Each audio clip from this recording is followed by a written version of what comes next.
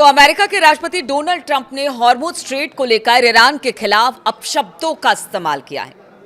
देखिए, बाद में बात करेंगे कि किस तरह से ईरान लगातार वार कर रहा है और इजराइल में तो उसने भारी तबाही मचाई है, लेकिन उससे पहले डोनाल्ड ट्रंप की बात करना बहुत जरूरी है। कहा जाता है इंसानों ने सदियों के संघर्ष के बाद जिस सभ्य समाज को बनाने की कोशिश की, डोनाल्ड ट्रंप का पोस्ट उस भ्रम को तोड़ता है जो उन्होंने सोशल ट्रुथ पर लिखा है। ऐसा लग रहा है कि डोनाल्ड ट्रंप हर दिन एक नया डेडलाइन लेकर आ रहे हैं, एक नए अल्टीमेटम के साथ सोशल मीडिया पोस्ट करते हैं, धमकियां देते हैं और फिर बहुत सीधे शब्दों में कहे तो एक गुंडे की तरह उनका व्यवहार दिखाई दे रहा है, जैसे गली मोहल्ले की लड़ाई में होता है। बिल्कुल उसी तरह से डोनाल्ड ट्रंप बिहेव कर रहे हैं। ट्रंप की चेतावनी विनाश मचाने वाली धमकियों से शुरू होती है और इसमें एक डेडलाइन भी होता है, जो कि हमने पीछे कई समय से देखा है, जब से इजराइल और अमेरिका ने ईरान के खिलाफ युद्ध छेड़ा। फिर लोग कयास लगाने लगते हैं कि वो आखिर क्या करने वाले हैं।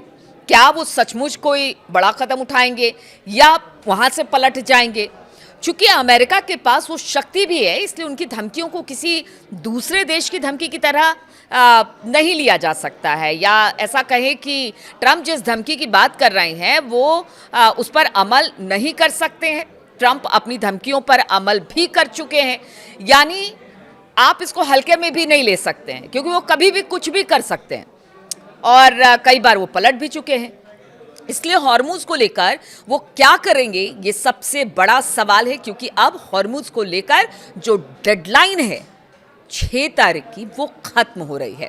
आज रात डेडलाइन खत्म होने वाली है और ट्रंप ने रविवार को सोशल मीडिया पर जिन शब्दों के साथ ईरान को चेतावनी दी, वो सोशल मीडिया पर आप पढ़ सकते हैं, क्योंकि उन शब्दों का प्रयोग मैं तो नहीं कर सकती। उन शब्दों को यहां हम ना तो बता सकते हैं ना तो दिखा सकते हैं। ट्रंप अपने पोस्ट में गालियों का इस्तेमाल कर रहे हैं, तबाही की चेतावनी दे रहे हैं और ऐसे अंजाम की धमकी दे रहे हैं जो कि पहले कभी नहीं देखी गई है।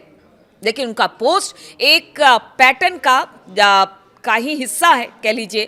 ट्रंप बुधवार शाम के बाद क्या वाकई कहर बरपाने वाले हैं, ये शाम बीतने के बाद ही पता चलेगा। कुछ भी पूर्वानुमान नहीं लगाया जा सकता है। ट्रंप की धमकियों के पैटर्न को ध्यान से देखें तो पता चलता है कि उनके शब्द जितने खतरनाक होते हैं, आग उगलने वाले होते हैं या गुस्से वाले होते हैं, उससे वो पूरी तरह तबाही जैसी भाषा का इस्तेमाल करते हैं। उसके बाद वो उतनी ही ज्यादा अच्छे से बातचीत की शुरुआत करते हैं।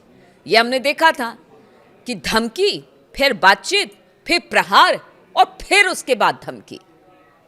2017 में उत्तर कोरिया के साथ हुए टकराव में ये सब कुछ साफ तौर से दिखता है, क्योंकि हम बीते दिनों की भी बात करना यहाँ पर जरूरी है। पहले गंभीर चेतावनी और फिर धमकियां।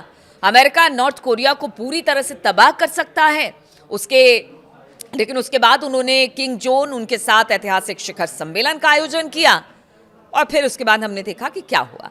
हालांकि जब ट्रंप की धमकियां बहुत ज्यादा केंद्रित होती है, यानी किसी बात को लेकर, यहाँ स्ट्रेट ऑफ हॉर्मुज को लेकर बात हो रही है, तो किसी तय मांग से जुड़ी होती है और किसी ठोस कार्रवाई के जवाब के तौर पर दी जाती है, तो नतीजा कुछ और ही होता है। ऐसे मामलों में धमकियों के बाद अक्सर कार्रवाई भी होती है, जैसे कि 2020 में ईरान के इस्लामिक रिवोल्यूशनरी गार्ड कॉर्प्स के नेता कासिम सुलेमानी के हमले के बाद हत्या, 2017 और 18 में सीरिया और यूएस के हमले रासायनिक हथियारों के इस्तेमाल को लेकर तय की गई साफ रेड लाइन के उल्लंघन के बाद हुए थे। हर मामले में हमले की वजह साफ थी और उसके बाद कार्रवाई भी हुई है और इस बार भी हमला हॉर्मुज स्ट्रेट को लेकर है। तो क्या इस बार सिर्फ कोरी धमकी नहीं, कोई हमला होगा?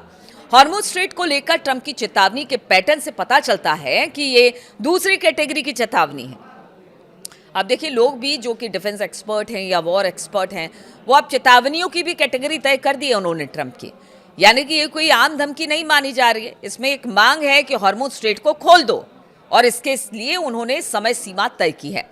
पहले 5 दिन, फिर 10 दिन और अब बुधवार रात तक, यानी कि 6 तारीख तक खत्म हो जाएगी जो डेडलाइन है। और उसके बाद कहा जा रहा है कि इसका उल्लंघन करने पर उन्होंने कार्रवाई और नतीजों के बारे में भी बताया।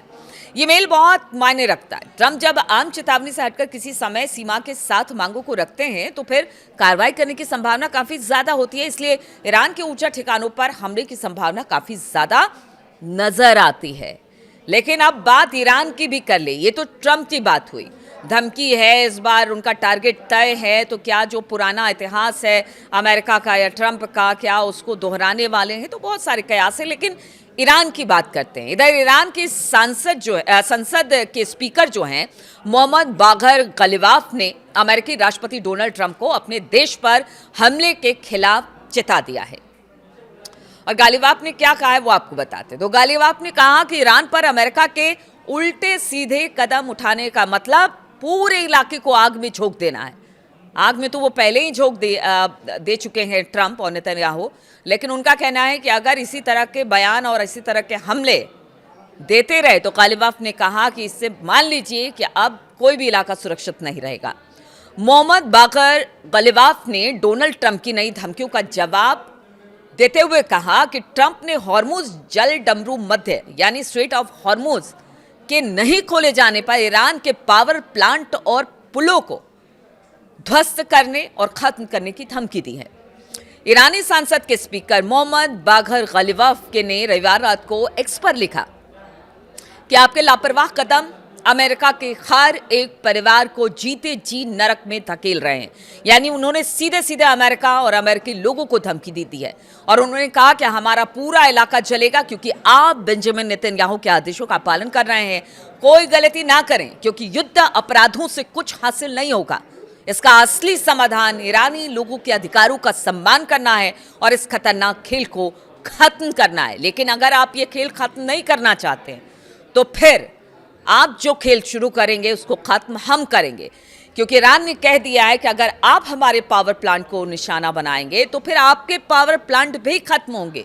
रिफाइनरी को निशाना बनाएंगे तो आपकी रिफाइनरी को खत्म किया जाएगा। और ये हर जगह देखने को मिलेगा, क्योंकि जिस तरह से पुल को उड़ाया गया था ईरान के, उसके बाद 8 पुलों का नाम आ गया था। तो क्या डोनाल्ड ट्रंप अब यहां से यानी 6 तारीख की जो डेडलाइन है जैसे ही खत्म होगी, डोनाल्ड ट्रंप और अमेरिका ईरान पर कोई बड़ा हमला करेंगे? और अगर हमला अमेरिका की तरफ से होता है तो क्या ईरान इसे लेकर दुगुने पावर के साथ, दुगुने दमखम के साथ हमला करेगा? तो आप समझिए कि स्थिति कितनी खतरनाक है। बारूद के ढेर पर जो टाइमलाइन है वो दिखाई दे रही है और सबको इंतजार है कि 6 तारीख की डेडलाइन खत्म होने के बाद होगा क्या। क्या यहाँ से युद्ध और भीषण होगा और जो जंग है जिसको खत्म होने की कामना पूरे विश्व में की जा रही है वो और यहाँ से बढ़ता हुआ दिखाई देगा?